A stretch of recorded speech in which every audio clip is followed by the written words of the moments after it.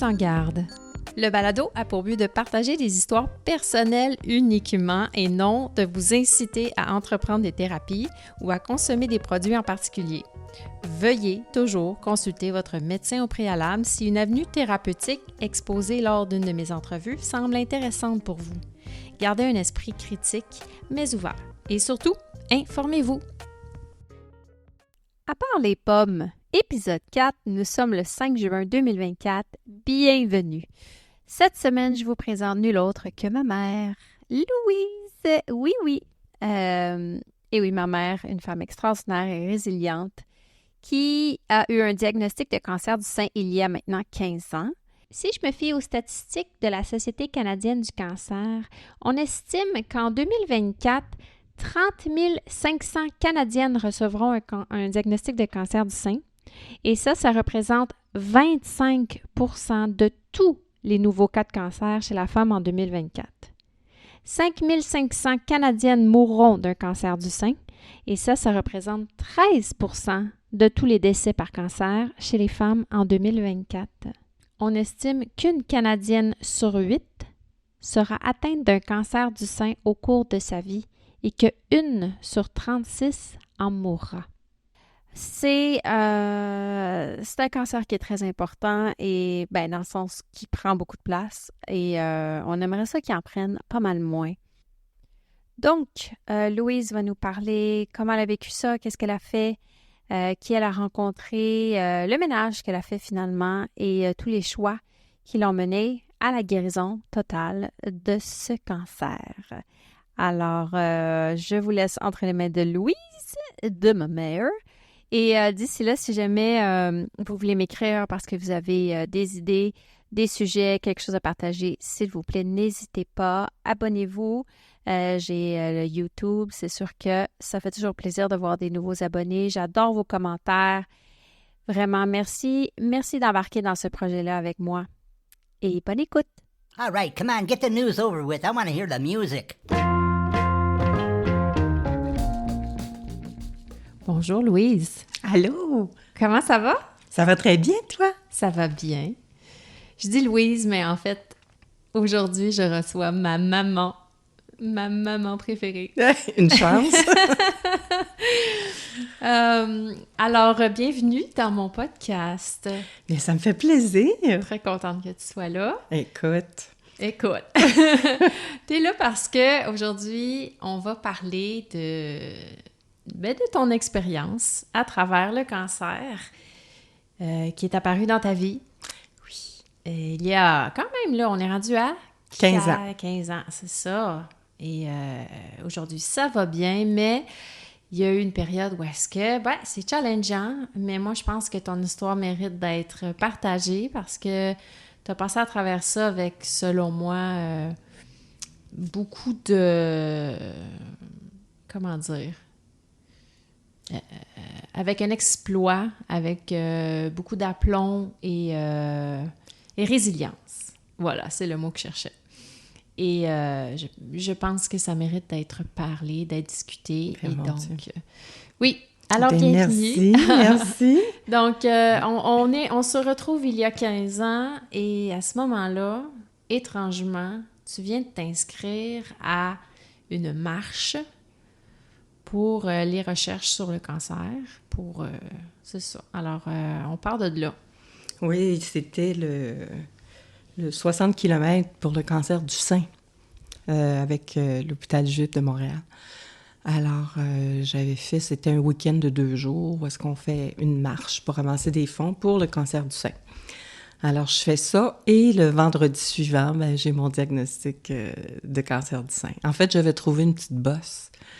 Mais j'ai dit, je vais faire mon week-end. Puis après ça, étant donné que je travaille dans le milieu, j'ai eu la possibilité de consulter une de mes collègues de travail qui est chirurgienne. Et puis, elle m'a dit, on va regarder ça de plus près.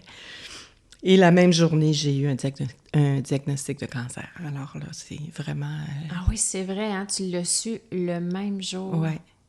Parce qu'il avait fait une biopsie le même jour que tu avais été voir. Exactement. Une biopsie, une échographie, la mammographie, tout le kit, là. Puis il avait consulté la pathologie, puis Oui, ouais. Ah, wow, OK, ouais. J'avais oublié ce bout-là. Oui, on avait pris... Hop. On va fermer ça, je suis désolée. J'ai oublié de fermer mon cellulaire. Alors, oui, c'est ça. On donnait un parce que je suis allée au privé. Et puis, on a pu faire... Tout ça, right. Oui, on a eu les résultats de pathologie tout de suite. Là, dans 2 heures, je savais que c'était positif. OK. On n'avait pas le stade, évidemment, là. On avait juste... Non, ça se fait après la chirurgie. Oui, c'est ça. Alors, toute la masse est envoyée en pathologie, puis on a le résultat comme 10 jours ensuite, pour savoir le traitement et puis quelle façon est-ce qu'on va, on va fonctionner par rapport à tout ça. Là. Alors, là, j'ai été diagnostiquée un vendredi et le vendredi suivant, j'ai eu ma chirurgie. Wow. Là, on a fait une... Oui, c'était rapide. On a commencé par enlever la masse. On n'a pas fait de mastectomie ou juste enlevé la masse. Après ça, on a eu les résultats. Et là, on a choisi la forme de traitement que je devais subir. Alors là, c'était la chimiothérapie et la chimio hormonale et la radiothérapie. Je devais avoir les 3. Mais on me donnait la possibilité d'avoir, si je faisais une mastectomie complète, bilatérale, je n'avais pas besoin d'avoir de chimiothérapie, de radiothérapie. Okay. Donc, étant donné ma génétique, parce que ma maman, ma grand-mère et les 5 sœurs de ma mère ont eu un cancer du sein. Donc, j'ai une bonne génétique. Ouais. Mais c'était en voie. De toute façon, il fallait que je prenne une décision rapidement parce que j'avais une fenêtre pour pouvoir prendre une décision. Alors, j'ai pris la décision d'avoir une mastectomie bilatérale. Puis ça, juste pour clarifier les gens qui ne le savent peut-être pas, mais ça veut dire on enlève le sein. Au complet, bilatéral, donc les deux côtés. Oui, ouais, exactement. OK. Alors, j'ai eu ça après avoir terminé mes traitements de chimiothérapie. OK. Ça a été quelques mois, là, puis après ça, j'ai eu cette... Mais évidemment, là, quand tu as ce diagnostic-là, ben, la chaise qui revire à l'envers, là, c'est un peu ça.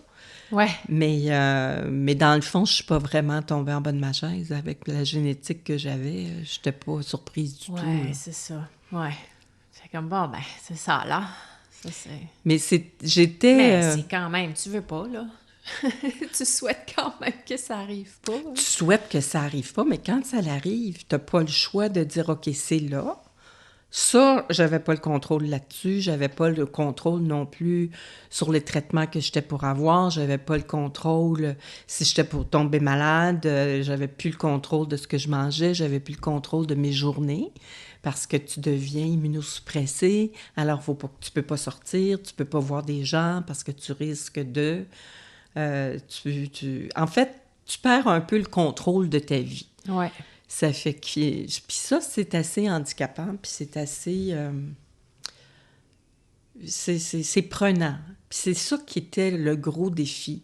Alors moi, c'était d'essayer de retrouver un minimum de contrôle dans ma vie. Ouais. Puis je me rappelle d'avoir été un petit peu méchante avec toi à des moments donnés où est-ce que tu venais à la maison pour venir me donner un coup de main, puis va te reposer, maman, je vais laver la vaisselle, puis ça me mettait hors de moi, tu te souviens?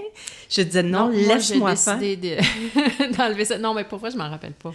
Ouais, je disais, non, regarde, je suis capable de la faire, j'avais le contrôle de ça. Ouais. Je pouvais laver ma vaisselle. Ouais. Fait qu'enlève-moi les pas, ça, je suis capable de le faire. Ouais, je comprends. Alors, mais j'avais souvent des petites colères comme ça. Alors, j'ai consulté. Et le fait de consulter, parce que quand tu es dans cette bulle-là d'oncologie, on te donne plein de possibilités. Tu peux faire des cours de yoga, aller voir un psychologue, une diététicienne, rencontrer la pharmacienne, t'expliquer comment gérer les effets secondaires. Ça, on te l'a donné au département d'oncologie, Oui. on t'a offert ces options-là. Oui, exactement, OK. qui était affilié au centre dans lequel j'étais. OK. Alors là, j'ai consulté et j'ai compris par la psy que c'était normal parce que j'avais... Là, je réfère au moment où j'étais pas gentille avec toi, où je disais « laisse-moi faire, puis sac-moi patience », puis... là, j'avais compris que je n'étais pas toute seule dans le même bateau en allant dans un meeting avec d'autres personnes qui vivaient la même chose que moi. Et il y avait les conjoints. OK, c'était de la C'était psy gros. de Non, groupe? j'ai fait les deux. Ah, les deux, OK. Oui, j'ai fait les deux. OK. Donc, la psy de groupe, je me suis rendu compte que j'étais vraiment comme tout le monde, dans le fond. J'étais pas isolée dans mon coin à vivre des trucs toute seule. Je me suis rendu compte que j'étais pas mal comme les autres. Et c'est là que les conjoints disaient « C'est vrai, on ne sait pas quoi faire, on se sent mis de côté, on veut être là, mais on se fait revirer de bord. » Et c'est là qu'elle nous a expliqué que tout ça était normal parce qu'on avait besoin de reprendre un certain contrôle dans notre vie. Mais par contre, il y avait une approche, sachant ça, qu'on pourrait dire « Écoute, j'entends ce que tu me dis. » Oui, c'est ça. Tu veux m'aider, je l'apprécie beaucoup, mais j'ai besoin de le faire. Mais rassure-toi, si j'ai besoin de toi, si j'ai besoin d'aide, je vais te le demander. Oui. Alors là, l'impact est vraiment différent. Oui, absolument. Alors là-dessus, j'ai... La communication. Hein? Oui, exactement. Donc, tu vois, quand tu t'exploses comme ça, tu te dis, mon Dieu, tu sais, je suis encore vivante, je suis encore capable de faire des choses. Je veux le faire. Ouais. Donc, j'ai travaillé sur certaines choses. Et puis, puisque je venais d'être... Tu sais, je m'étais entraînée pendant 1 an pour marcher puis faire plusieurs kilomètres et tout. Donc, j'ai continué à marcher. Ça, j'avais pas besoin d'aller bien loin. J'ai continué de sortir, de prendre des marches. J'ai fait de l'acupuncture. J'ai eu des traitements qui m'ont beaucoup aidée. Au niveau de l'immunité, pour m'aider à garder mon immunité, pour rien attraper, pour me détendre, être capable de mieux dormir, pour diminuer le stress. Ça, c'est l'acupuncture qui t'a aidé à faire ça? L'acupuncture m'a beaucoup aidé à faire ça. La psy m'a beaucoup aidé, les thérapies de groupe m'ont beaucoup aidé. J'ai pris des produits naturels aussi pour m'aider. Je me faisais la semaine où j'étais immunosuppressée, ça veut dire que j'avais plus de système immunitaire. Donc, j'étais à risque d'attraper plein d'affaires. Ouais. Donc, je me faisais cette semaine-là des inhalations. Je faisais chauffer de l'eau, puis je mettais des petites gouttes de je me rappelle même pas comment. Mélaluca. Le tea tree oil, oui, l'huile de... Exact. Ben, je l'ai en anglais, tea tree. Mais c'est quoi en français? Je sais oublié. pas. L'arbre à thé, mais c'est pas ça. Oui, c'est ça, arbre à thé. Oui, c'est ça, exact. Alors, je mettais des gouttes dans l'eau chaude, puis je me mettais une serviette par-dessus la tête, puis j'inhalais ça.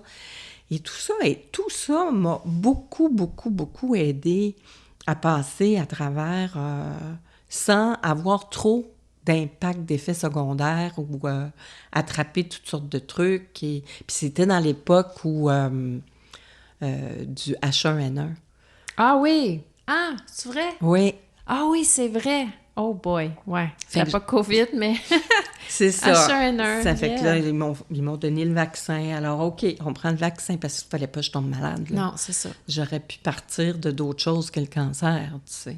Ouais. Et puis, évidemment, tu as les effets du cancer, là, les traitements que tu T'as pas eu H1N1, mais t'as eu la scie difficile, par exemple. Exactement. Hey, quelle histoire! Oui, j'ai jamais eu peur de mourir du cancer, mais j'ai eu peur de mourir de la scie difficile. J'ai été très, très, très malade. Oui, puis ça... Mais j'avais été hospitalisée pour ma... Moi encore, à ce jour, je suis désemparée de cette histoire, mais bon, ça en fait une. Mais tu te souviens de quoi exactement de mon... Bien, parce que, bon, ouais, t'étais partie en chirurgie pour la mastectomie bilatérale. Exact. Et t'étais immunosuppressée. Et en sortant de là, on est à risque de tout, finalement, de tout attraper. Et on te fout dans une salle à 6 personnes. Ouais.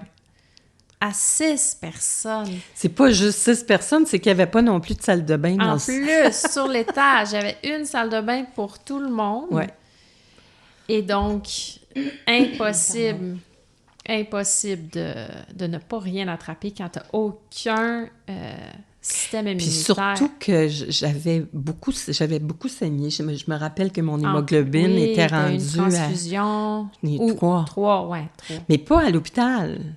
Je me rappelle d'avoir donné Oui, de c'est mon sang avant l'opération, Au cas. au cas où. Ouais. Et j'ai dû me battre. Je me rappelle que mon hémoglobine était à 59, je pense, à 60. Ce qui est très bas. Ce pour qui est ceux très, qui le très savent bas, pas. oui. Pour une femme, c'est 140 à peu près, la normale.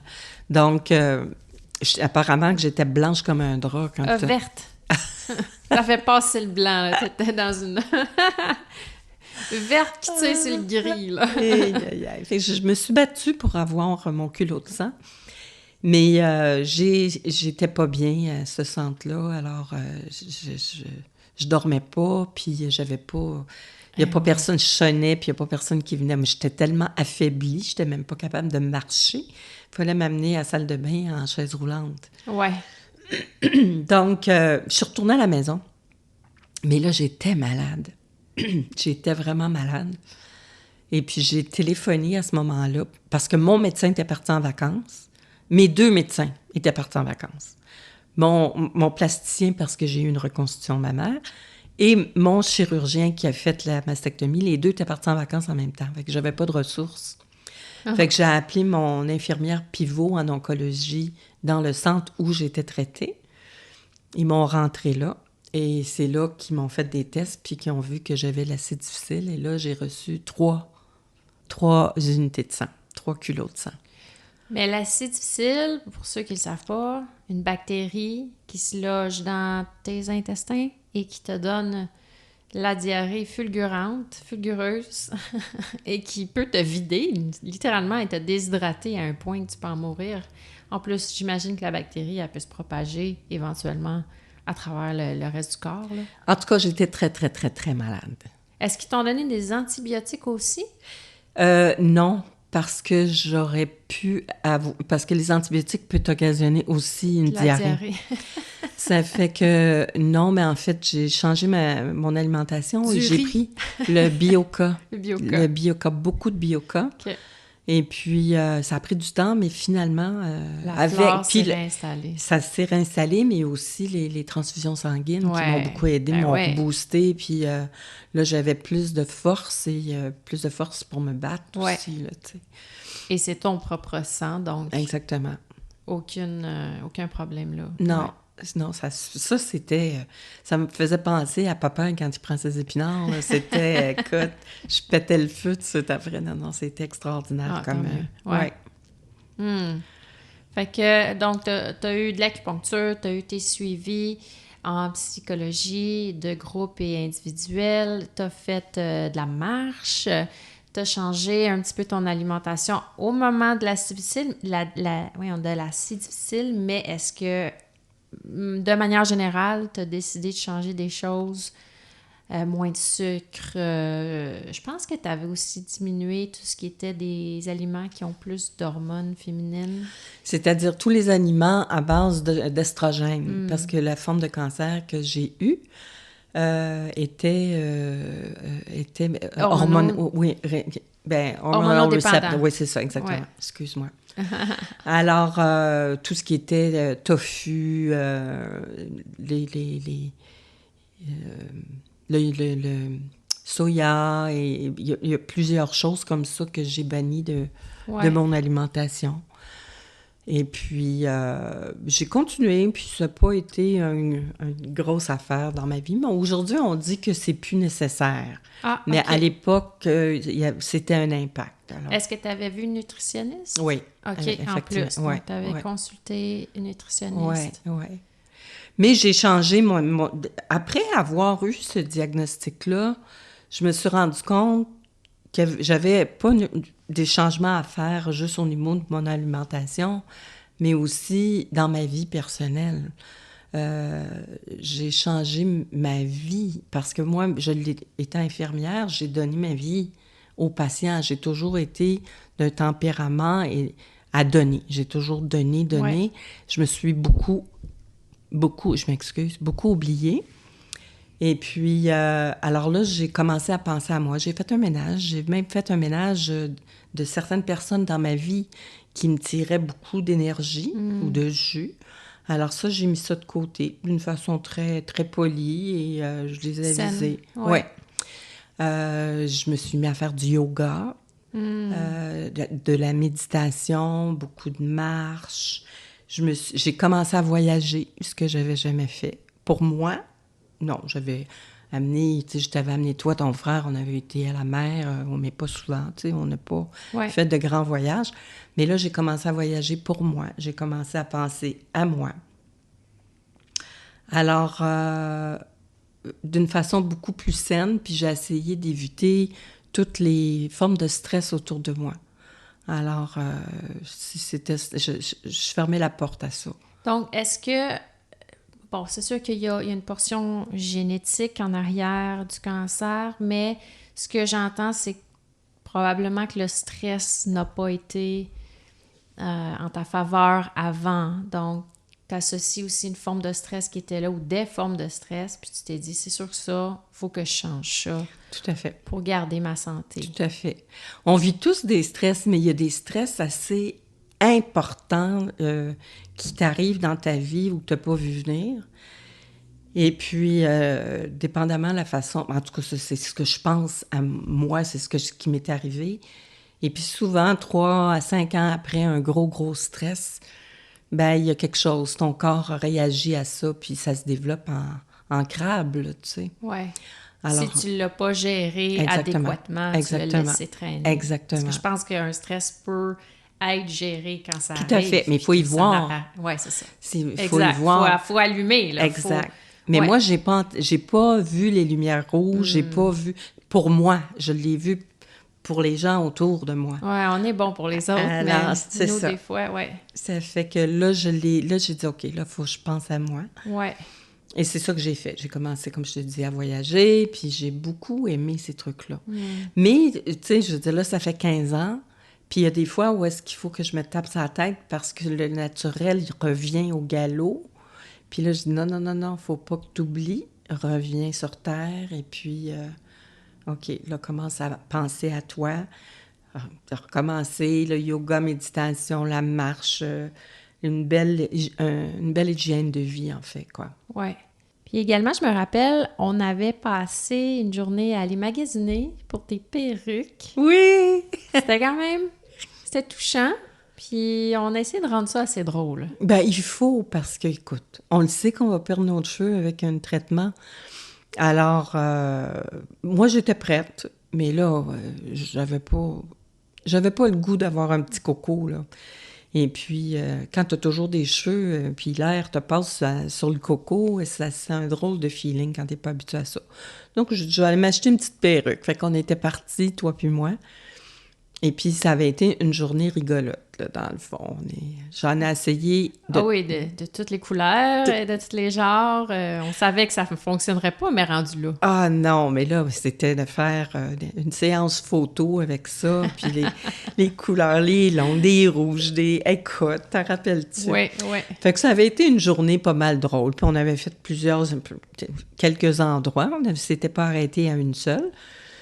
Et puis, quand j'ai trouvé, là, on a eu un petit moment un petit peu plus sérieux. Ouais. Où est-ce que là, il fallait en trouver une qui n'était pas vrai, rose bonbon, là. Non, c'est ça. Alors, j'avais trouvé ma petite perruque et puis ils m'ont dit, bon, ben quand tu commenceras à perdre tes cheveux, normalement, c'est comme 12 à 14 jours après ton premier traitement.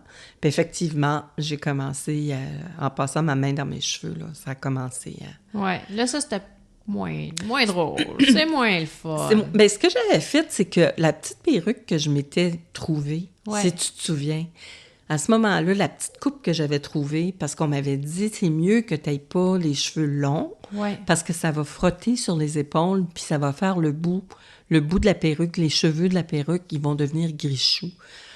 Alors, j'avais pris une petite coupe courte, fait que je m'étais fait couper les cheveux comme ma perruque pour t'habituer, pour m'habituer, puis que les gens autour de moi s'habituent aussi.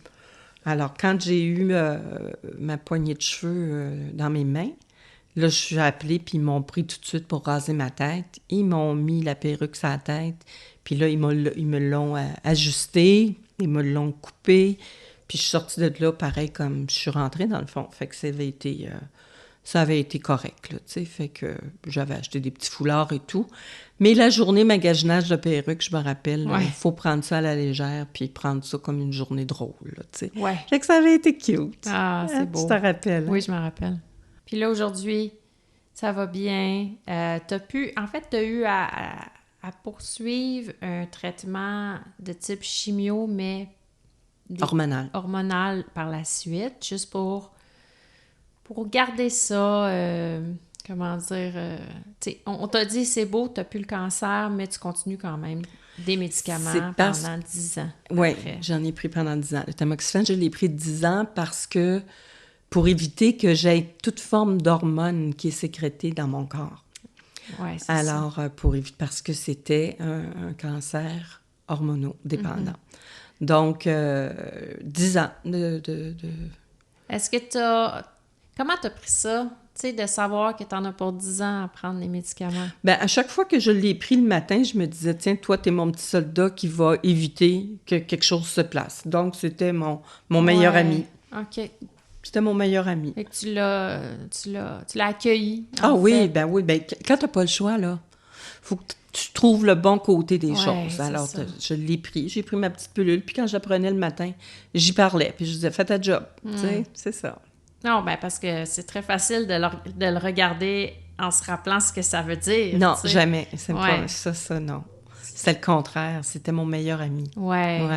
Ouais. Ah ouais, c'est bien. Puis là, t'en prends plus. Non, là, c'est fini. Ça fait 5 ans. Ça fait 4 ans. Oui, 4 ans. Ouais.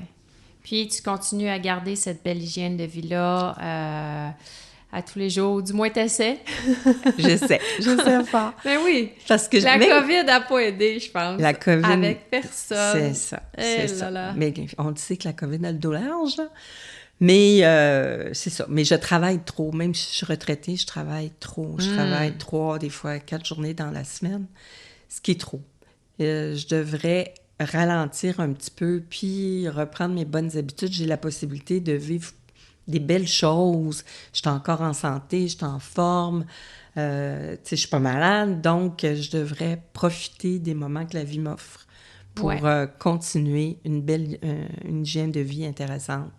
Donc, continuer le yoga, la marche, c'est ça. Le podcast aujourd'hui t'a fait un petit rappel. Oui! Mais je l'ai fait avant le podcast, tu le sais. Oui, je sais, mais c'est bien, on renforce ça, le retour à... Le fait d'en parler, c'est comme... Oui, tout ce que tu as fait à travers la maladie, mais c'est aussi bon en dehors de la maladie. Totalement. Tu sais, on oublie que, je pense, rapidement, on tombe dans notre routine, puis on oublie que, mon Dieu, pourquoi on fait juste ça quand on est malade? Tu sais, on devrait tellement faire ça tout le temps. Ben, tellement. C'est bizarre, on est bizarre. Oui, on a un petit côté humain, tu sais, des fois qu'il faut ramener à l'ordre. Oui, c'est ça, mais tu sais, on est produire, on travaille, il faut ramener l'argent, faut, mais le faux, là, fatigant. Oui, effectivement. Surtout dans le contexte aujourd'hui, où tout coûte cher, puis on arrive difficilement à voir le bout. Donc, c'est ça, on va aller en chercher un petit peu, mais dans le fond, on fait pas ça pour les bonnes raisons. Non. Ben non, parce qu'on s'épuise, on se rajoute du stress et la roue recommence. Donc, mais bon, encore là, je ne suis pas à la grande sagesse et on fait ce qu'on peut là, dans le contexte, mais on fait le meilleur de nous. On fait le meilleur de nous, mais c'est important de prendre conscience des choses. C'est ça. De s'arrêter. Puis de voir des fois... Tu sais, on est tellement dans une roue qui tourne vite. Des fois, la vie t'envoie des signes, des petits sons de cloche qu'on ignore complètement. Ou ton corps. T'es comme, ça va passer. Exactement. Je suis fatiguée, mais c'est normal. Mais... Ben, il y a des choses... Moi, en tout cas, il n'arrive rien pour rien. Je me dis, à quelque part, si tu allumes pas sur les signes que la vie t'envoie, la vie t'en envoie un solide en arrière de la tête. Puis garde, réveille. Ouais. T'as rien compris, mais t'en envoyé une correcte pour que t'allumes. Ouais. Alors, faut pas se rendre là. Non, c'est ça. Et puis, garde, moi, la vie m'a donné une deuxième chance, fait qu'il faut pas que je la manque. Oh. Ben, ça se termine sur des belles paroles. Ah, merci. Hey, c'était le fun. Merci beaucoup. Merci à toi. Merci beaucoup.